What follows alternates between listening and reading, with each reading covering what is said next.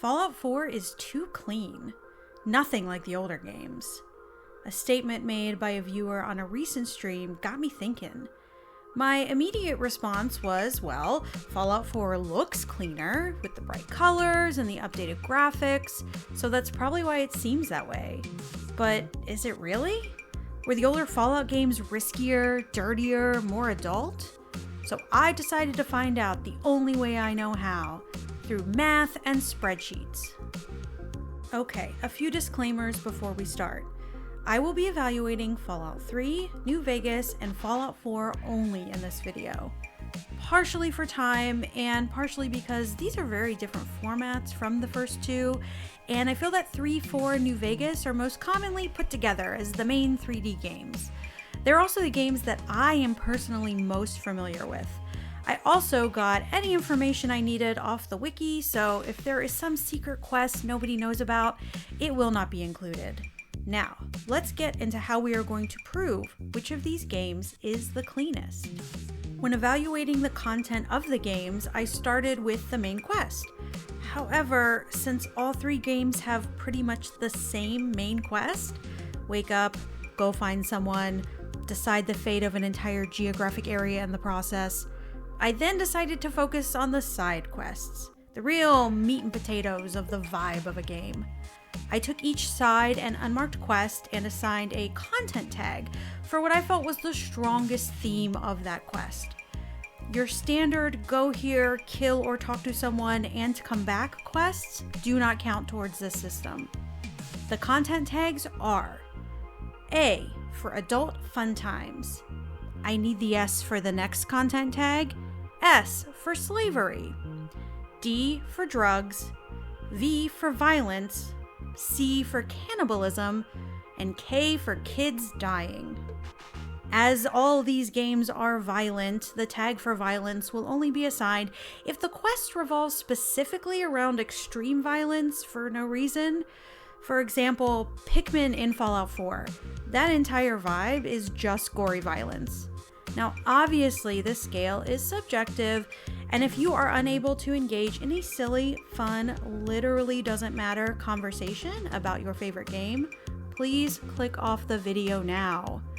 I heard there's a new episode of Joe Rogan's podcast I'm sure you need to catch up on. But that's enough prep, let's get to the results. Okay, starting with the oldest game, Fallout 3.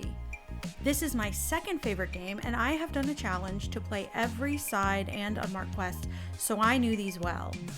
Of the 40 quests evaluated, only 9 were tagged for content, or 22%. I will put the quests on screen now, so feel free to pause and disagree in the comments. The final count was 0 adult times, 4 slavery, 2 drugs, 1 violence, 2 cannibalism, and 0 kids dying. These numbers were not totally surprising, given this was the first mainstream Fallout game made for a wide audience. There was a lot more slavery than I thought, and yes, that includes children. So depending on your views, slavery plus cannibalism may be your definition of the darkest Fallout game. Moving out to the West Coast with New Vegas, this is my third favorite due to the non-playability after the main story and the predictability of enemy encounters. I had to research some of these as this is my least played of the three, so I went off the quest summary on the wiki for the content tag. With a staggering 71 side quests, this was the most surprising result. Why are there 71 side quests, you may ask? Is it because this is the greatest RPG to ever exist and no game past or present can ever compare? No. It's because everything you do is a named quest. In Keep Your Eye on the Prize, an NPC, Ghost, tells you to walk to Nipton and let her know what you see. This is something you would do anyway, and the events will play out the same no matter what. Then, once you're there, you get the quest Cold, Cold Heart, which is the Legion telling you to go tell someone what you saw. So we have 2 quests for the same action. Now you might think, oh, I'm gonna go tell ghosts about what I saw. Nope, that's for the other quest. you tell a different guy for this quest. Also, there are 2 quests made for different outcomes of the same events. One quest, Ghost Town Gunfight, triggers if you help Goodsprings in that first tutorial battle. If you help the Powder Gangers, however, you get Run Goodsprings Run.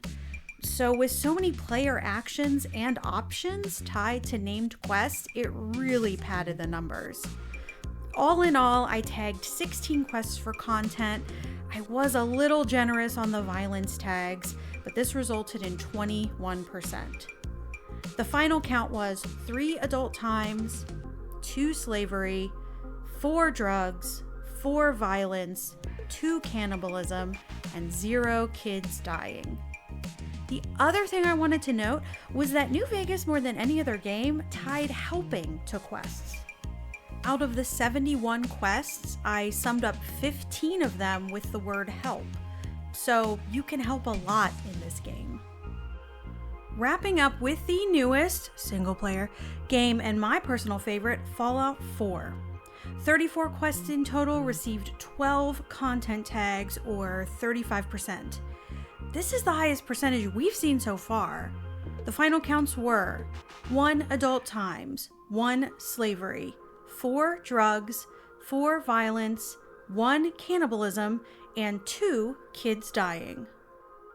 Wait, is that right? I heard that no kids die in Bethesda games. Oh, wait, no. I heard that you can't actively, as the main character, violently execute children in Bethesda games. Wow, that's an interesting thing to get mad about. Anyway, let's get to the main event, the results. Fallout 3 had the lowest percentage of content tagged, but the content may be more disturbing in some people's eyes. Seeing children in cages wearing bomb collars and women being held captive for men's purposes is definitely not family friendly. However, Fallout 3 relays a lot of its messages more subtly, and you can play this entire main story without ever knowing all the dirty deeds taking place in the Capital Wasteland. Fallout New Vegas has the most obvious adult-themed content being set in the literal city of sin. With gambling, prostitutes, and drug dens, it's no surprise what most of the content revolves around. It had a high count for drugs and the highest count for sex, which makes sense with the setting of the game and has always been my working theory as to why it's the most popular. Now, Fallout 4, the cleanest, squeakiest, most anti-Fallout game in the series, delivered the highest percentage of tagged content, and we do have a focus on drugs and violence. This game is set much later than Fallout 3, so I'm somewhat glad they moved past slavery and adopted more of a free market system powered by corruption and greed. This was also the only game to have 2 quests focused on the death of children. One where you learn of a systematic breeding and extermination program to create super soldiers, and one where you actually get to kill a kid. I usually pick that option as I don't like children or being slightly inconvenienced. So, where does this leave us? Is there one Fallout that betrays the seedy underbelly of post-apocalyptic life and just is all rainbows and sunshine?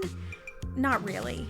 What I found is while the games have different focuses, they all contain about the same amount of dirty content that doesn't leave one over the other being the cleanest.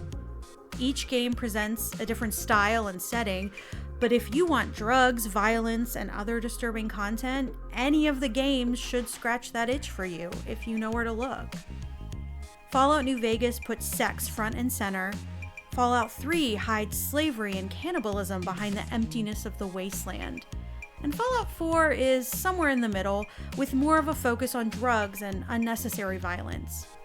This exercise was really fun for me because I got to make a spreadsheet and talk about my favorite games. I hope you enjoyed, and please let me know how you would classify the quests down below. If you enjoy not taking the games that seriously, I stream all of these over on my Twitch channel and have an archive of videos here on YouTube. I hope this has made you want to pick up your favorite in the series again and find out how dirty Fallout really is.